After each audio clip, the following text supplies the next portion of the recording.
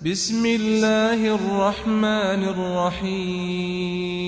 قرآني نبض حياتي، قرآني طهر ذاتي، قرآني عصمة أمري، قرآني طوق نجاتي. قرآني نبض حياتي، قرآني طهر ذاتي، قرآني عصمة أمري، قرآني طوق نجاتي. آيات الله حمتني، غمرتني بالبركات، تحفظني من همزات الشيطان ومن زلاتي. آيات الله حمتني، غمرتني بالبركات، تحفظني من همزات الشيطان ومن زلاتي.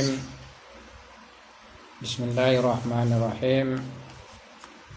Alhamdulillahirabbil alamin wa bihi nasta'in wa sallallahu ala Muhammadin wa ala alihi thayyibin tahirin wa ashabil mayaminal muntajabin. Alhamdulillah, pada malam hari ini kita kembali bersama-sama dalam suatu majelis ilmu,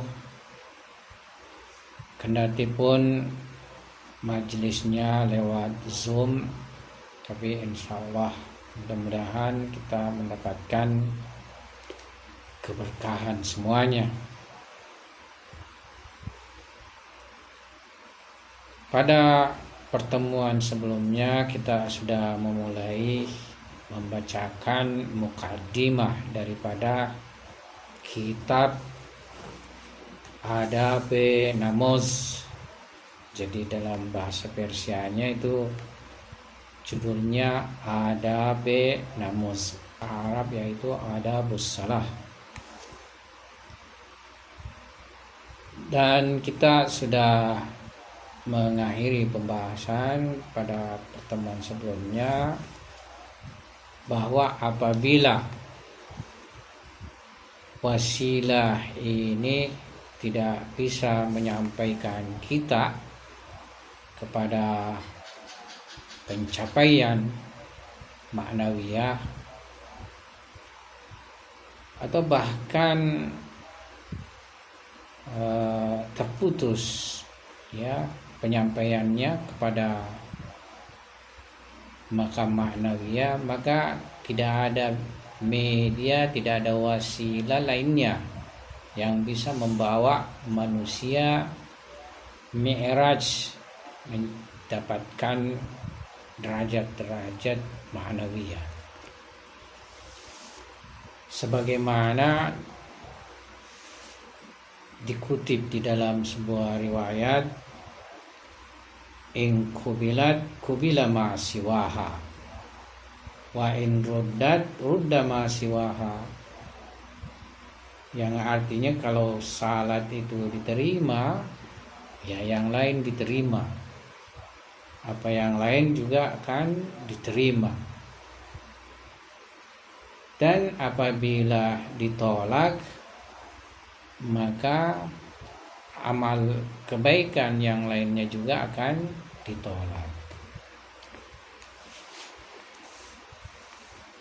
Nah, pada kesempatan ini kita akan memasuki makalah pertama tentang adab-adab, di mana adab ini bukan hanya berhubungan terhadap salat, namun juga berhubungan dengan ibadah lainnya. Jadi adab ini sangatlah daruri untuk keberhasilan ibadah dan salat. Salah satu dari adab-adab qalbiyah di dalam ibadah serta tugas-tugas batiniyah seorang salik di jalan akhirat, yaitu perhatian terhadap kebesaran dan keagungan rububiyah serta kerendahan dan kehinaan ubudiyah. dalam pembahasan terkait makam irfani, salah satu pembahasannya yaitu makam fakir, yang mana fakir dalam irfan artinya ubudiyah, artinya kehambaan. Dalam artian hamba berada pada kedudukan kehinaan, ketakberpunyaan, kebergantungan, dan kebutuhan. Jadi seorang hamba seluruh dimensi dirinya adalah bergantung kepada Allah Subhanahu wa ta'ala, dan hanya Allah yang maha mulia serta maha kaya. Dan ini adalah salah satu stasiun dan kedudukan paling penting salik, di mana kekuatan suluknya seukuran kekuatan pandangan ini.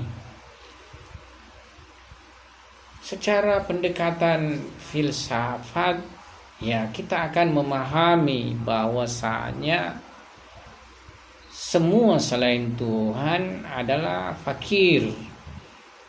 Semua selain Tuhan adalah miskin, tak berpunya. Dan ini juga ditegaskan dengan ayat suci Al-Quran.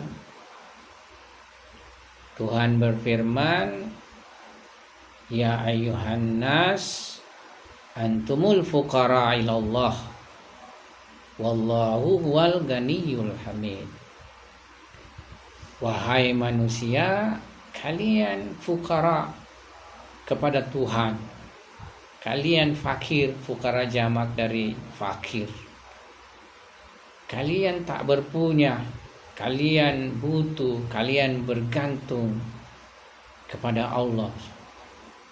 Dan hanya Allah satu-satunya yang maha kaya, lagi maha terpuji.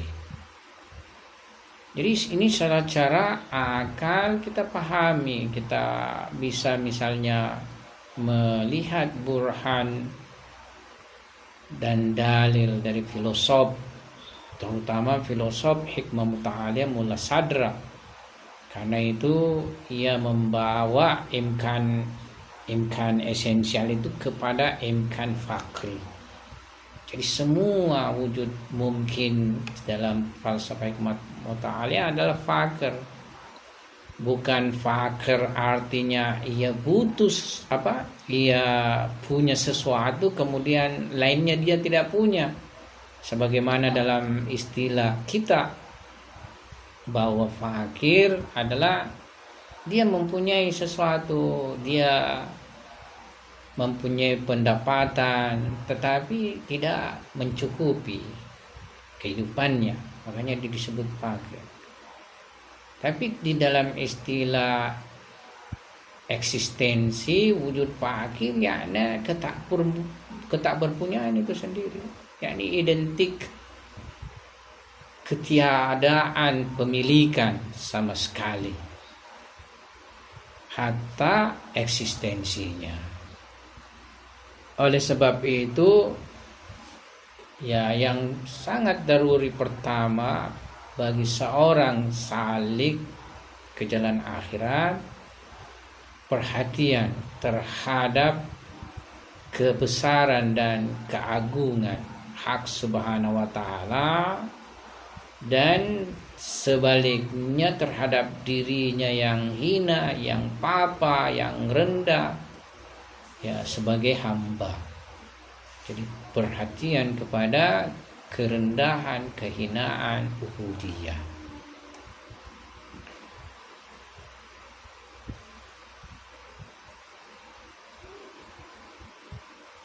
Oleh karena itu prinsip ini merupakan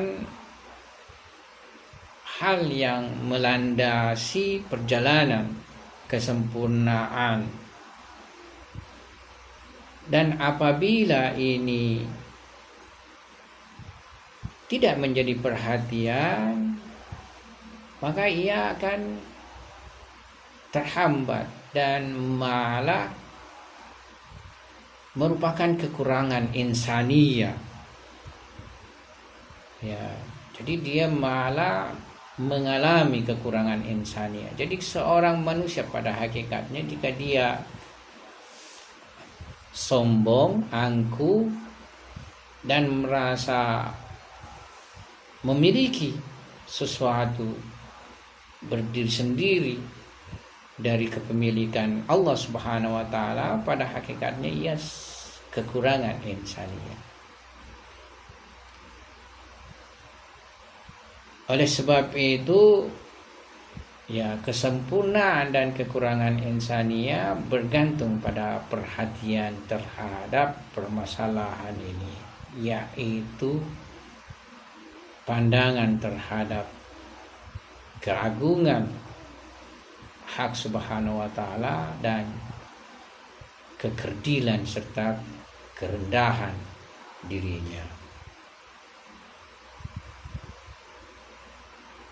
Oleh karena itu, apabila tinjauan inniyah, tinjauan egoisme, ananiyah, dan penyembahan diri dominan terhadap manusia, maka ia akan semakin jauh dari kesempurnaan insaniyah. Ia akan semakin terhalang dari perjalanan mencapai qurb rububiyah, kedekatan kepada Tuhan. Hijab egoisme dan hijab penyembahan diri ini merupakan paling hijab, paling gelapnya hijab, paling tebalnya hijab. Dan apabila seorang hamba tidak merobek hijab ini, maka ia juga tidak akan bisa menyibak hijab-hijab lainnya. Karena hijab ini merupakan hal yang sangat istilahnya tebal pada manusia. Makanya untuk menghilangkan hijab juga ini tentu sangat berat. Ya. Tapi apabila manusia bisa menghilangkan hijab egoisme dan anania pada dirinya, maka ia pun dengan tidak sulit bisa menghilangkan hijab-hijab lainnya.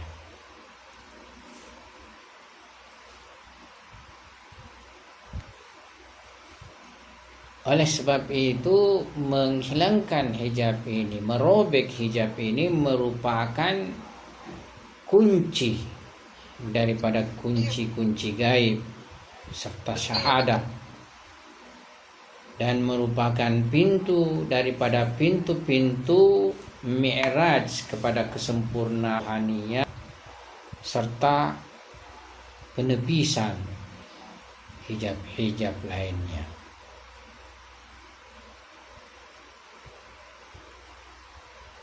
Sehingga jika manusia tidak bisa menghilangkan hijab kesempurnaan dan keindahan tawahum ini, tawahum artinya bisa imajinatif, khayali, ya.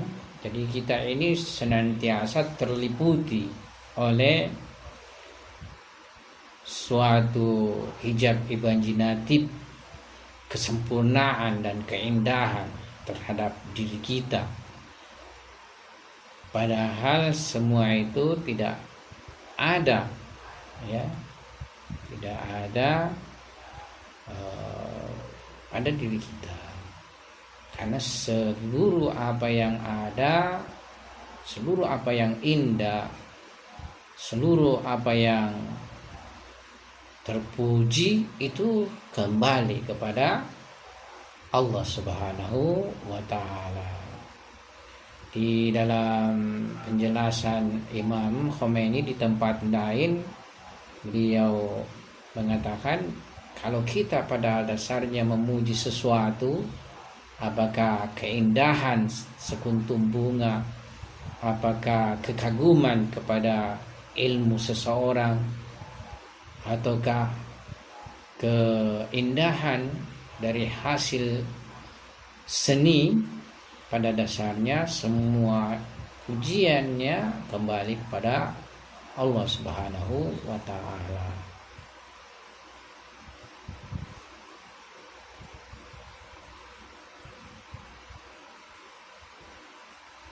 Karena itu selagi tawahum, imajinatif atau khayali, kesempurnaan dan keindahan terdapat pada diri, maka kita akan tercegah daripada kesempurnaan dan keindahan mutlak ilahi.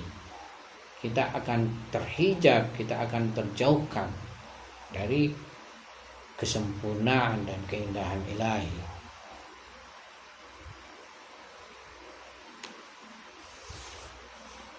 Dengan demikian, syarat pertama suluk kepada Allah yaitu keluar dari rumah diri ini. Bahkan mizan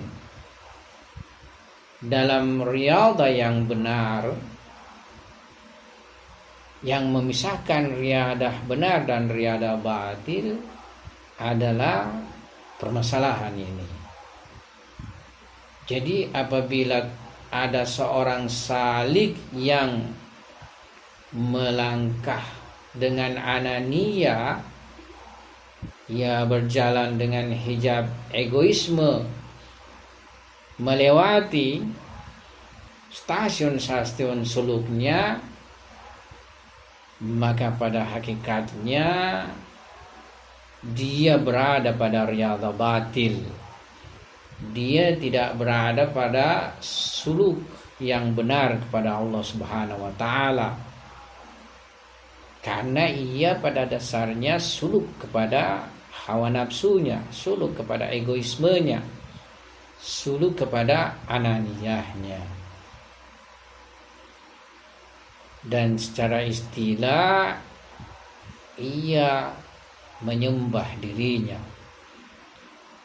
dan penyembahan terhadap diri adalah penyembahan terhadap ibu dari seluruh berhala. Ya, jadi induk berhala-berhala adalah hawa nafs manusia sendiri. Berhala diri lebih besar daripada berhala-berhala buatan lahir. Ya.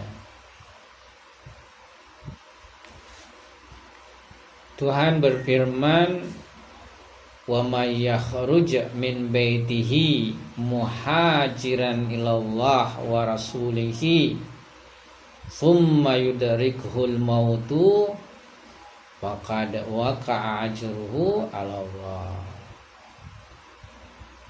Barang siapa yang keluar dari rumahnya hijrah kepada Allah dan Rasulnya, kemudian kematian mendatanginya, kemudian ia menemui kematian, maka telah tetaplah balasan baginya atas Allah.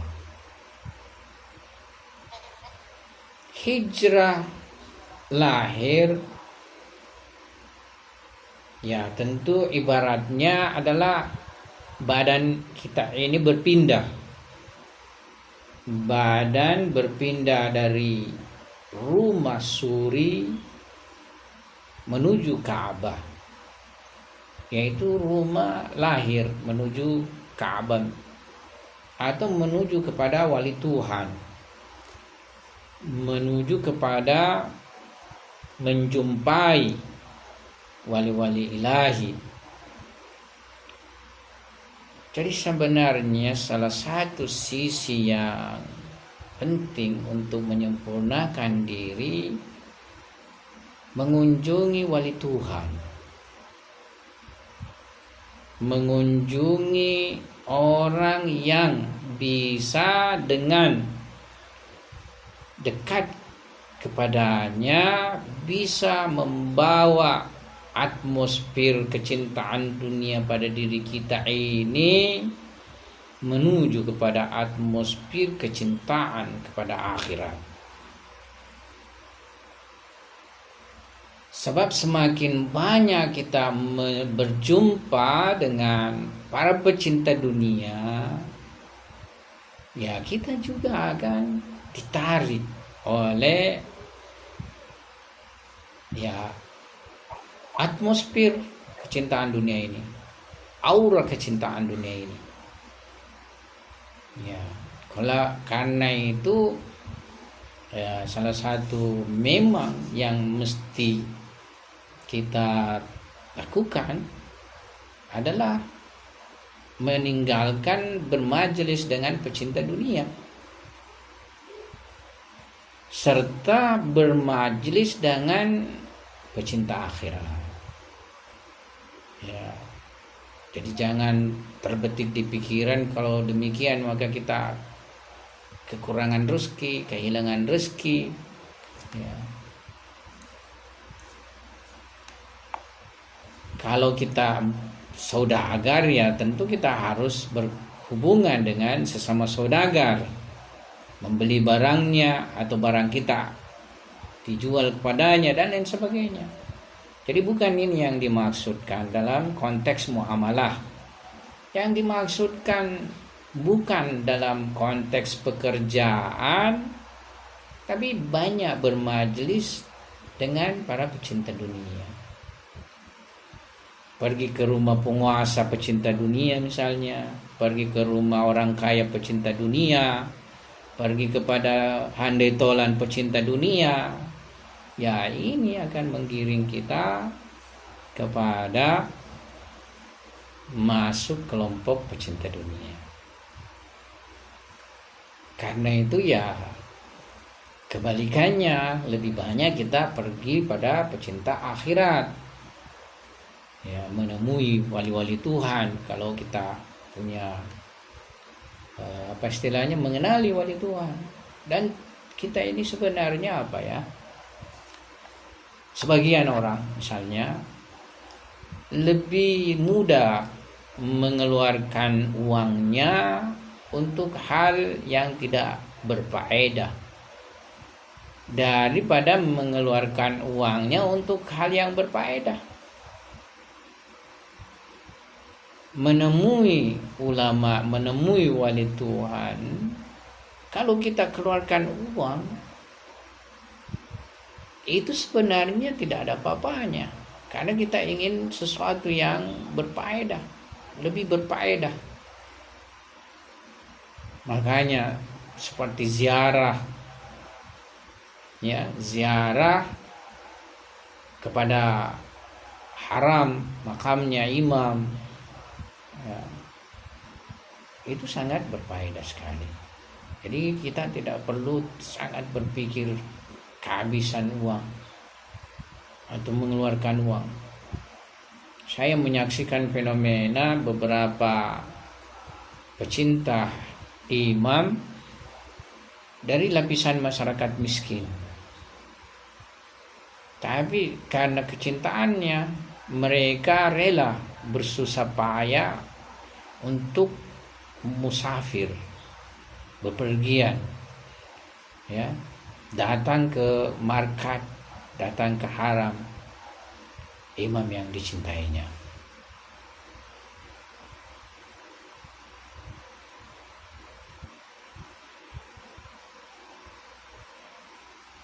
Jadi ayat ini menjelaskan bahwasanya tadi di samping perpindahan badan ini, hijrahnya badan ini dari rumah, maksudnya dari penjara kehidupan duniawi menuju kepada Ka'bah, menuju kepada wali Tuhan, menuju kepada yang bisa mengingatkan akhirat, yang bisa membawanya semakin dekat kepada akhirat. Dan juga hijrah ma'nawiyah, keluar dari rumah nafs, keluar dari rumah dunia, menuju kepada Allah dan Rasulnya, muhajiran ilallah wa rasulihi. Hijrah kepada Rasul dan wali pada hakikatnya juga hijrah kepada Allah Subhanahu wa taala. Ya, jadi kita ini juga jangan berpikir bisa langsung gitu loh, ya. Sebagaimana mungkin sebagian orang berpikir dengan mudah langsung kepada Tuhan, tidak juga seperti itu. Meskipun memang Tuhan sangat luas rahmatnya, ya. Tapi kalau kita ini yang tidak layak memperoleh rahmat langsung juga kepada Tuhan, ya tidak mudah juga itu mendapatkan rahmat Tuhan. Olehnya kadang kita ini nanti pakai wasilah baru mendapatkan rahmat Tuhan. Kalau kita hijrah kepada wali Tuhan, kalau kita hijrah kepada Rasul Tuhan, kita hijrah kepada Imam Ma'sumin alaihissalam, kita hijrah kepada Nabi sallallahu alaihi wasallam, kita hijrah kepada Hasrat Fatimah Zahra salamullah alaiha, kita hijrah kepada Hasrat Khadijah salamullah alaiha, pada hakikatnya ini juga adalah hijrah kepada Tuhan. Karena bisa dengan wasilah kita hijrah kepada mereka ini, kita akan tersampaikan kepada Allah Subhanahu wa taala. Kita mau langsung tapi tidak punya kemampuan. Kalau mereka ini karena kedudukannya dengan Tuhan dekat, makanya kalau ia bermohonkan bagi kita, Tuhan terima. Tapi kita ini yang berlumuran cinta dunia, berlumuran dosa, berlumuran maksiat, ya susah untuk diperhatikan Tuhan permohonannya. Makanya disinilah makna daripada bertawassul. Bagaimana dengan kita bisa lewat manusia suci yang mempunyai kedekatan kepada Tuhan, kita ini mendapatkan apa yang kita harapkan dari Allah Subhanahu wa taala.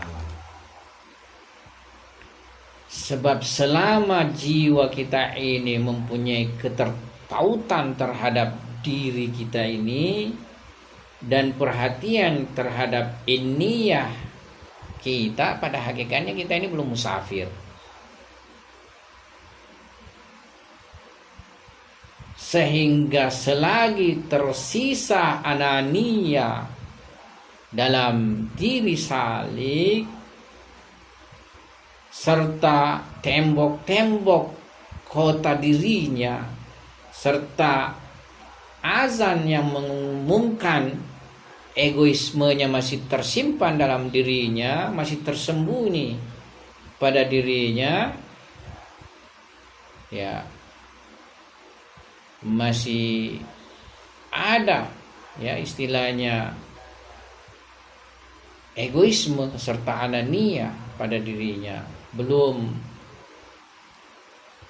hilang, ya belum hilang, maka ia pada dasarnya masih berada pada rumah hawa nafsunya, rumah akunya.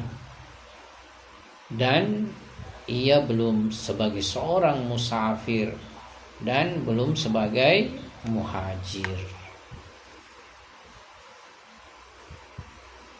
Di dalam kitab Misbahus Syariah, Imam Shadiq alaihissalam berkata, al-ubudiyyatu jauharatun kunhuha ar-rububiyyah fama fukida minal ubudiyyah wujida fir rububiyyah wa ma khafiya minar rububiyyah usiba fil ubudiyyah. Secara lahir maknanya yakni ubudiyah adalah jauhardiyah. Jauhar, jadi batu-batu permata mulia itu kadang disebut jauhar, permata, ya. Kalau istilah filsafat, jauhar kadang disebut substansi, yakni istilah filsafat substansi, jauhar berhadapan dengan arad, aksiden. Tapi di sini yakni suatu bernilai, di mana intinya adalah rububiyah. Jadi rububiyah itu adalah sebuah hal yang bernilai, sebuah permata, di mana intinya adalah rububiyah. Maka siapa yang kehilangan dari rububiyah, dia akan menjumpai dalam rububiyah. Dan siapa yang tersembunyi dari rububiyah, dia akan ditimpa pada ubudiyah, atau ia akan mendapatkan dalam ubudiyah, yaitu seseorang yang dengan langkah ubudiyah dia melakukan perjalanan dan dia menyadari kehinaan dan kerendahan kehambaan pada dirinya, maka ia akan mencapai atau perjalanannya ini akan berakhir sampai kepada kemuliaan rububiyah. Jalan sampai kepada hakikat rububiyah adalah jalan dalam melewati tahapan-tahapan ubudiyah, derajat-derajat ubudiyah. Dan apa yang hilang di dalam ubudiyah dari inniyah dan ananiyah, dari egoisme dan penyembahan diri, maka ia akan mendapatkan perlindungan, dia akan ternaungi perlindungan rububiyah sampai ia mendapati suatu makam, di mana makam ini hak subhanahu wa ta'ala adalah pendengaran, penglihatan, tangan dan kakinya, sebagaimana diriwayatkan di dalam hadis sahih masyhur. Jadi imam mengatakan ini adalah hadis sahih, ya. Banyak hadis tapi tidak sahih, tapi imam di sini mengatakan sebagaimana di dalam hadis sahih masyhur yang diriwayatkan dua farikain, yakni dua mazhab besar Islam, yaitu maksud beliau di sini adalah mazhab Ahlus Sunnah wal Jamaah dan mazhab Syiah. Ya. Jadi kita ini sebenarnya jangan terjebak dengan perbedaan mazhab Ahlus Sunnah dan Syiah. Maksudnya satu sama lain jangan menegasikan keislaman dari mazhab tersebut yang berbeda. Ya, berbeda. Boleh jadi pada tataran persamaan kita banyak, perbedaan dibanding persamaan lebih sedikit perbedaan. Ya. Jadi beliau mengatakan sebagaimana di dalam hadis sahih yang masyhur diriwayatkan oleh dua mazhab besar Islam, Ahlussunnah wal Jamaah dan Syiah. Ya. Ini kata Syiah dikarenakan sangat banyak yang istilahnya mempropagandakannya buruk dan jelek, pada akhirnya orang Syiah kadang juga tidak mau menyatakan dirinya Syiah, atau misalnya enggan menisbahkan mazhabnya kepada Syiah. Syiah adalah satu kenyataan sejarah, ya, dan tidak bisa diingkari sampai keberadaannya sekarang. Kalau kita Syiah, ya.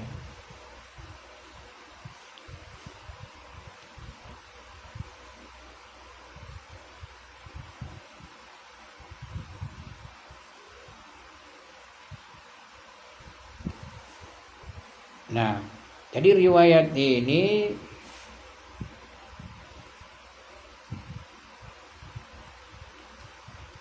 menjelaskan bahwasanya, ya,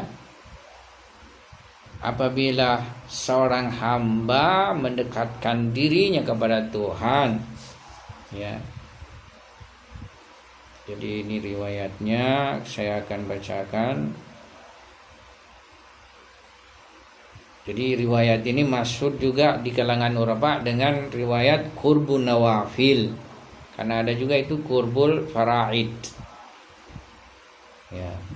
Jadi wa innahu la yataqarrabu ilayya bin nafila hatta uhibbuhu fa idza ahbabtuhu kuntu sam'ahu alladhi yasma'u bihi wa basarahu alladhi yubsiru bihi wa lisanahu alladhi yantiqu bihi wa yadahu allati yabtishu biha in da'ani ajibtuhu wa in sa'alani a'taituhu.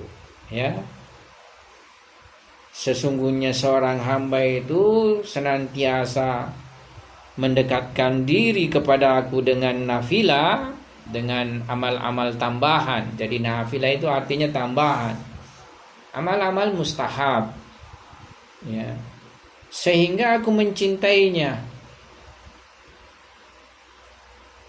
Ketika aku mencintainya, maka akulah pendengarannya yang dia mendengar dengannya, akulah penglihatannya yang dia melihat dengannya, dan akulah lisannya yang dia berbicara dengannya, dan akulah tangannya yang dengannya dia mengambil dengannya. Jika dia berdoa pada aku akan mengijabahnya, dan apabila dia meminta pada aku akan memberikannya. Jadi seseorang yang mempunyai kedekatan pada Tuhan demikian ini. Tidak ada penglihatannya kecuali penglihatan ilahi. Tiada pendengarannya kecuali pendengaran ilahi. Demikian juga seluruh dimensi perbuatannya. Dan kalau dia berdoa, Tuhan mengijabahnya. Serta kalau dia meminta, Tuhan akan memberinya. Karena itulah apa yang sebelumnya tadi saya singgung, urgennya kita berwasilah kepada mereka ini. Kalau kita ini minta, ya belum tentu kita diberi, bahkan sangat boleh jadi kita ditolak. Tapi kalau kita kepada mereka, mendekatkan diri dulu pada mereka, ya, kemudian mereka ini yang meminta dan bermohon kepada Tuhan bagi kita, niscaya akan terkabulkan, niscaya akan tertunaikan. Ya.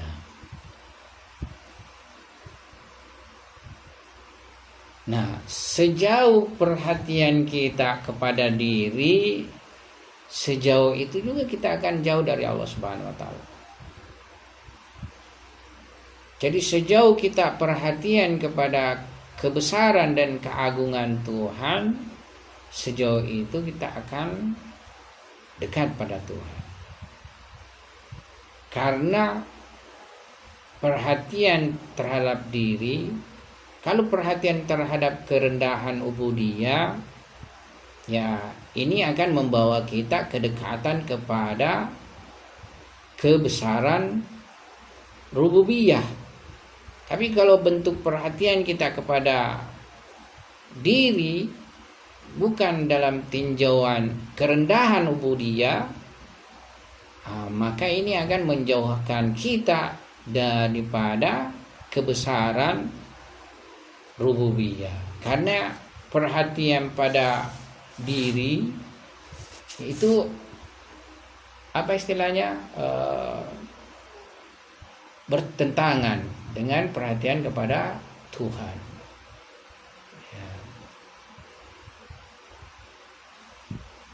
Ma'rifat nafs bukan dalam artian perhatian dan mencintai diri, bukan. Ma'rifat nafs yakni sebahagiannya adalah pengenalan terhadap nafs sebagai sebuah entitas, ya, di mana ya ini bisa misalnya diperoleh pemahamannya dari ilmu nafs filsafat kah, atau pembahasan nafs akhlak kah, atau pembahasan nafs irfani. Ya. Yang jelas ma'rifat nafs memiliki tingkatan-tingkatan, ya, mempunyai tingkat-tingkatan. Yang kita maksudkan perhatian pada diri ini adalah hal yang bersifat pemenuhan hawa nafsu, pemenuhan syahwat, pemenuhan egoisme, pemenuhan penyembahan diri. Ini yang dimaksud. Nah, kalau perhatian kita kepada diri dalam bentuk ini, maka kita akan jauh daripada kebesaran dan kemuliaan rububiyah.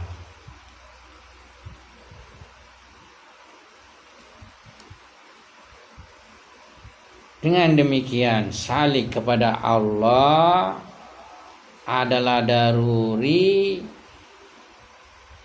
Ia menetapkan makam kerendahan dan kehinaan dirinya,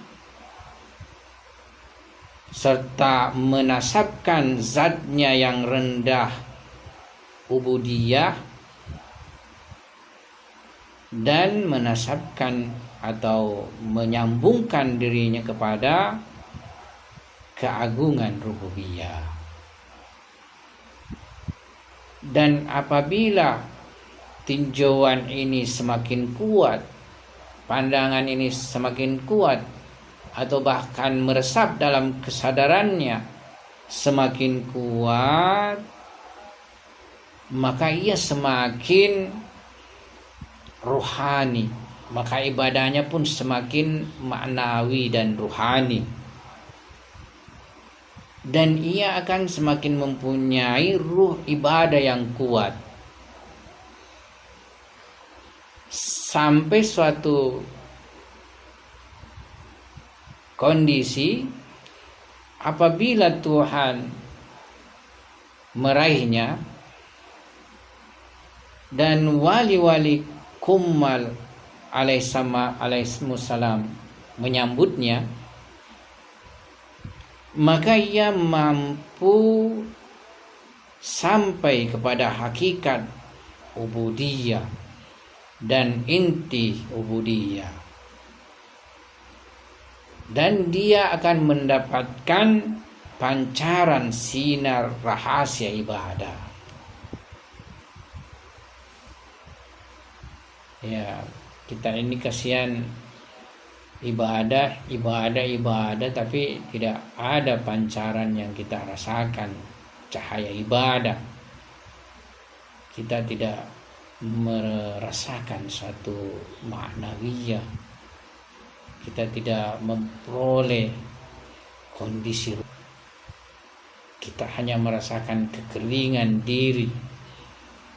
Oleh sebab itu tentunya ada yang mesti kita perbaiki. Dan yang paling pertama harus kita perbaiki ini adalah perhatian kepada egoisme, anania, ya, ubudiyah ini, kerendahan, kan, kehambaan, dan ketinggian serta kebesaran rububiyah.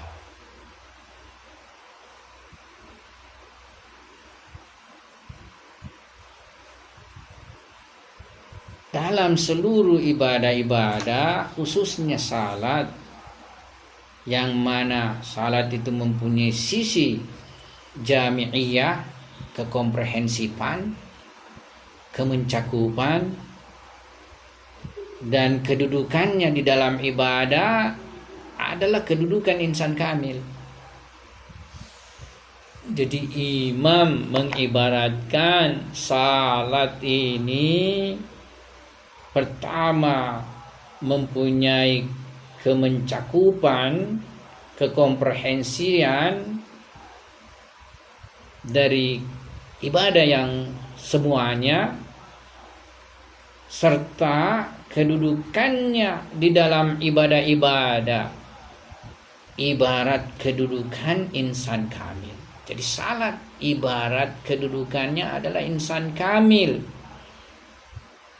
Insan kamil adalah manusia paripurna, manusia sempurna. Boleh jadi kita menafsirkan kalau salat kita tidak benar secara suri, tentu salat kita tidak benar secara maknawi. Dan kalau tidak benar, kita tidak akan pernah bertemu dengan insan kamil. Kita tidak pernah mendapati insan kamil. Dan kedudukannya sebagai nama adalah kedudukan nama azam, ismul azam. Bahkan dia ismul azam itu sendiri. Jadi ini imam ya istilahnya melakukan suatu tinjauan bergradual. Ya. Jadi bahkan dia adalah ismu azam sendiri. Insan kamil itu mazhar daripada ismul azam Allah. Dalam terminologi irfan teoritis, ismul azam ini paling besarnya nama dari semua nama-nama Tuhan, paling universal, paling luasnya. Ia mencakupi semua nama-nama lain dari semua nama-nama ilahi. Dan mazhar daripada ismul azam Allah adalah insan kamil.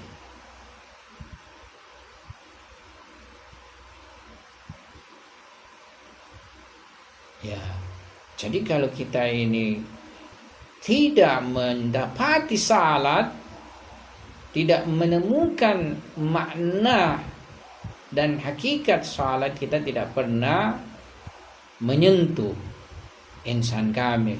Kita tidak akan pernah sampai pada ismul azam.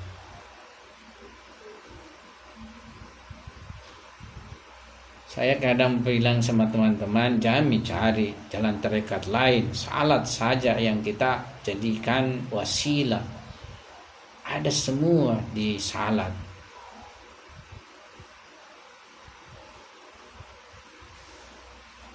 Hanya kita tidak pernah perhatian memperbaiki salat kita. Kita perhatian memperbaiki rumah kita. Kita perhatian memperbaiki kendaraan kita. Kita perhatian memperbaiki milik-milik kita. Tapi kita tidak pernah perhatian memperbaiki salat kita.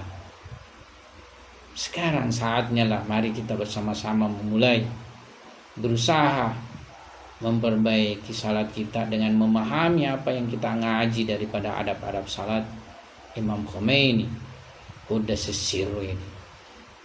Hari-hari, beberapa hari sebelumnya ini merupakan peringatan haul Imam Khomeini rahmatullah alaih, seorang pribadi agung yang karena kekuatan spiritualnya menumbangkan monarki yang ribuan tahun. Revolusinya pun menggaung di dunia, menantang dua superpower ketika itu, Soviet dan Amerika, di mana sebelum keruntuhan Soviet Imam sudah menubuatkan, sedang mengestimasikan. Makanya beliau berkirim surat kepada Gorbachev, mengutus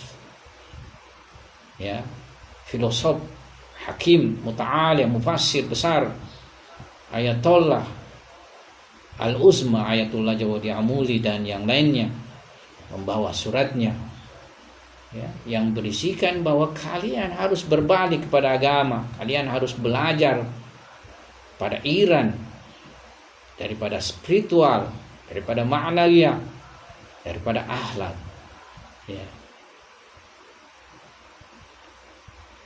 Nah, dua makam ini, yakni makam kebesaran dan keagungan rububiyah yang merupakan hakikat, dan makam kerendahan ubudiyah yang merupakan rakikat.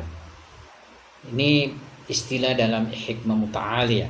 Jadi alam tinggi itu alam hakikat, alam rendah ini alam rakikat namanya. Jadi kemuliaan dan keagungan rububiyah itu hakikat, sementara kehinaan dan kerendahan ubudiyah itu adalah rakikat.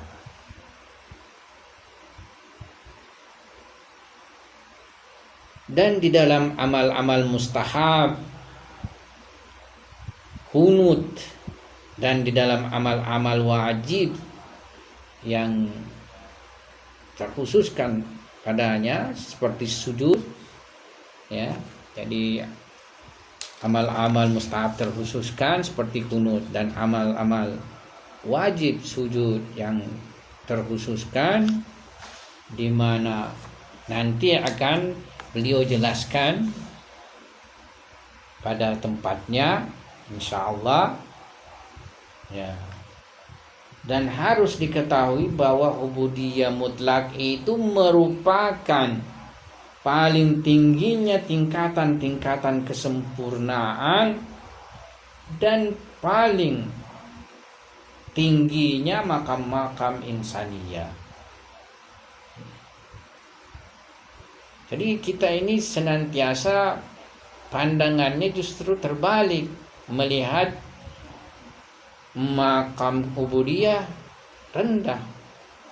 Tapi kalau berhubungan pada kedudukan insan, maka ubudiyah mutlak itu, ubudiyah mutlak, kehambaan mutlak itu merupakan paling tingginya tingkatan-tingkatan kesempurnaan dan paling tingginya makam-makam insaniyah, yang mana tidak akan dicapai kecuali paling sempurnanya makhluk Tuhan, yaitu Nabiullah Al-Mustafa Muhammad sallallahu alaihi wa alihi secara asli,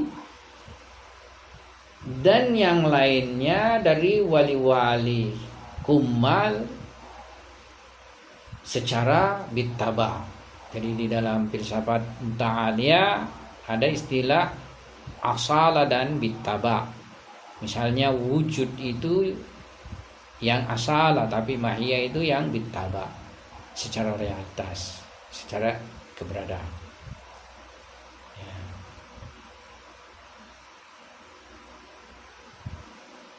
Dan yang lainnya, kaki ubudiyahnya adalah pincang. Ibadah dan ubudiyah mereka itu adalah cacat. Jadi begini, pada hakikatnya Nabi Khatam adalah Nabi paling sempurna. Nabi juga yang mendapat merupakan penyingkapan jalan pencapaian paling sempurna. Tarikat Nabi ini adalah syariat dan tarikat paling sempurna yang akan menyampaikan seorang manusia mencapai makam di sisi Tuhan paling sempurna. Ya. Coba kita perhatikan model ibadah yang lain, bandingkan dengan bentuk ibadah salat. Ya, ibadah salat betapa pertama kita mengangkat tangan karena kita berhadapan dengan Allah yang Maha Agung, dan kita pun mengucapkan Allahu Akbar. Allah lebih besar dari seluruh yang tersifati kebesaran. Bahkan tidak ada kebesaran kecuali kebesarannya. Allahu Akbar. Ada gerakan ruku, ada gerakan sujud, ada gerakan tasyahud, dibarengi dengan bacaan penuh dengan kehambaan, berhadapan dengan Khalik, berhadapan dengan pencipta dan penguasa alam. Makanya yang lain kaki ubudiyahnya adalah pincang, dan ibadah serta ubudiyah mereka itu cacat. Kecuali dengan kadam ubudiyah, kecuali dengan langkah ubudiyah, tidak akan sanggup mencapai mi'raj hakiki mutlak. Oleh sebab itulah Tuhan karena kehambaan mutlak Nabi-Nya berfirman di dalam surah Isra kalau tidak salah, ya, surah Isra ayat 1, ya. Subhanalladzi asra bi'abdihi. Maha suci Tuhan yang memperjalankan hambanya.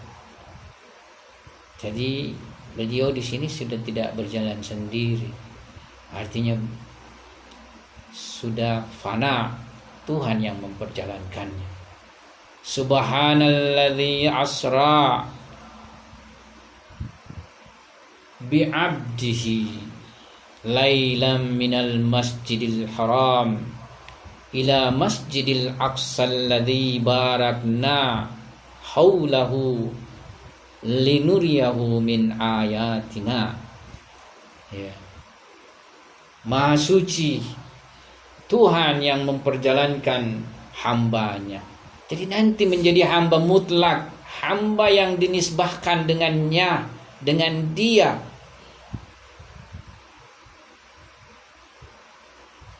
Hamba mutlak, barulah Tuhan berkenan memperjalankannya, memperjalankan mi'raj,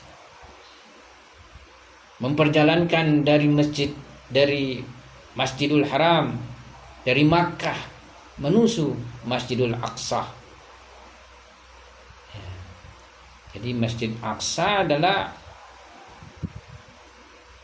tempat suci bagi kita. Ketika berada di tangan kita, tidak boleh kita serahkan kepada musuh, harus dipertahankan. Maka mari kita cium kaki-kaki mereka yang berjuang mempertahankan Masjidul Aqsa di Palestina. Meskipun mereka harus menanggung berbagai derita, suami-suami mereka syahid, ayah-ayah mereka terambil jiwanya demi mempertahankan Masjidul Aqsa. Kita cium tangan-tangan mereka, kita cium kaki-kaki mereka, kita cium keringat mereka. yang mana mereka dengan seluruh keikhlasan berjuang bagi kita semua. Ya, tiada yang kita bisa lakukan kecuali senantiasa mendukung perjuangan mereka, lisankah, tulisankah, dan dimensi-dimensi lainnya, karena kita tidak berada di medan pertempuran.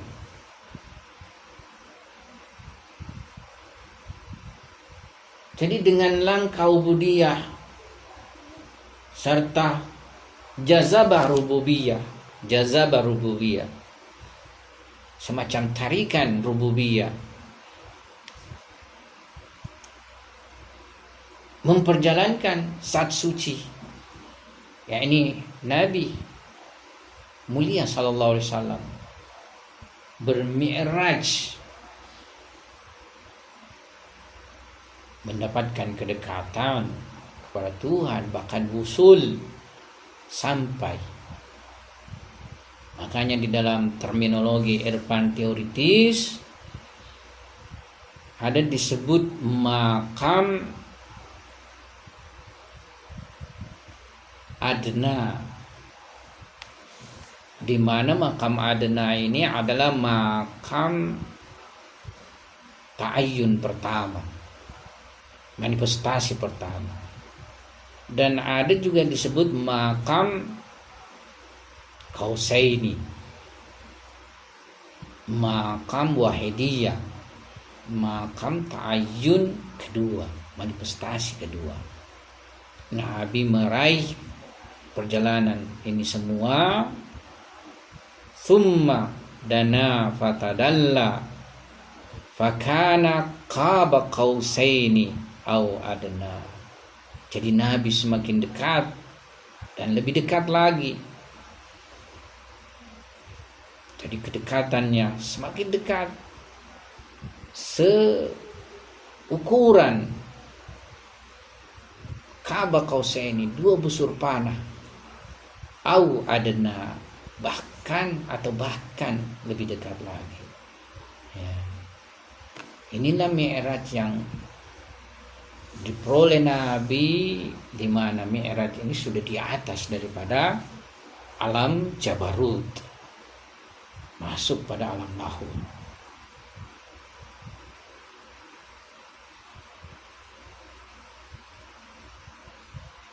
Dan di dalam tasyahud salat pun kembali dari fana mutlak yang tadinya didapatkan di dalam sujud. Jadi fana mutlak didapatkan pada sujud, lantas di dalam tasyahud salat kembali dari fana mutlak. Dan kembali perhatian kepada ubudiyah, kehambaan, kembali perhatian kepada kehambaan sebelum perhatian kepada risalah. Kan di dalam risalah kita bertasyahud, asyhadu an la ilaha illallah wa asyhadu muhammadar rasulullah, Allahumma shalli ala Muhammad wa ali Muhammad. Jadi kembali perhatian kepada ubudiyah sebelum perhatian kepada risalah. Dan boleh jadi mengisyaratkannya juga kepada makam risalah sebagai hasil dari jauhariyah ubudiyah, jauhar ubudiyah, permata ubudiyah. Jadi risalah juga diperoleh dari permata jauhariyah. Nah, sampai disinilah kita punya pembahasan malam hari ini. Semoga ada manfaatnya bagi kita semua. Sekian. Wabillahi taufiq wal hidayah. Assalamualaikum warahmatullahi wabarakatuh. Waalaikumsalam warahmatullahi wabarakatuh. Recording stopped. Ya, terima kasih banyak Ustaz atas ngajinya di malam hari ini. Tapi Ustaz sekarang sudah jam 9:05, apakah ada tidak apa kalau ada pertanyaan satu ya. Oh iya. Iya. Dan saat ini ternyata sudah ada yang langsung mau bertanya, yaitu Pak Ali bilang ya, tapi karena waktu yang sudah agak mepet, mungkin ada 1 atau 2 pertanyaan, dan karena Pak Ali sudah kuat mengangkat tangan, dipersilakan kepada Pak Ali. Silakan Pak Ali. Terima kasih banyak Ustaz. Assalamualaikum. Waalaikumsalam. Ustaz, saya mau bertanya. Recording in progress. Kita ini kan hidup secara bersosial. Tadi Ustaz mengatakan di menit pertama bicara sama Ustaz bilang ketika kita berhadapan dengan masyarakat yang pecinta dunia, jiwa kita, ruh kita akan tertarik akan ditarik ke hati mereka. Sedangkan kita ini hidup di ranah sosial dan mau tidak mau kita ketemu orang soleh, kita ketemu orang kurang positif dan lain sebagainya. Pertanyaan saya Ustaz, terus Ustaz membahas tentang sholat nafilah. Barang siapa yang melakukan nafilah dia akan menjadi mataku dan yang ingin saya tanya, nafilah seperti apa yang bisa melindungi negatif ketika kita mengumpul bareng di dalam masyarakat sosial, atau hal-hal perlindungan, pertolongan, rahmatilah yang bisa menjaga atmosfer spiritual kita supaya tetap terarah menuju perjalanan spiritual yang diajarkan oleh Ustaz tadi. Mungkin itu Ustaz, terima kasih banyak. Ya, ada Ustaz tadi. Iya. Pada dasarnya tentu memang kita ini